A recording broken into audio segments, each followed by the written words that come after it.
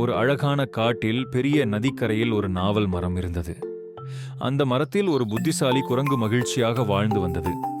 தினமும் அது இனிய பழங்களை சாப்பிட்டு சந்தோஷமாக இருந்தது.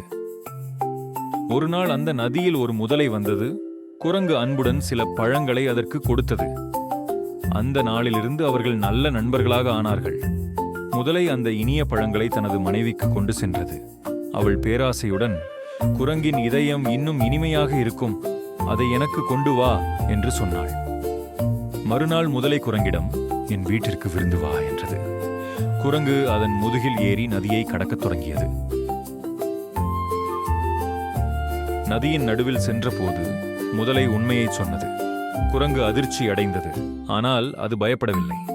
அட நண்பா, என் இதயம் மரத்தில்தான் இருக்கிறது, அதை எடுத்து வர மறந்துவிட்டேன் என்று புத்திசாலித்தனமாக சொன்னது. முதலை அதை நம்பி கரைக்கு கொண்டு வந்தது. உடனே குரங்கு மரத்தில் ஏறி தப்பித்தது. அப்பொழுது குரங்கு சொன்னது, உண்மையான நண்பன் ஒருபோதும் துரோகம் செய்ய மாட்டான்.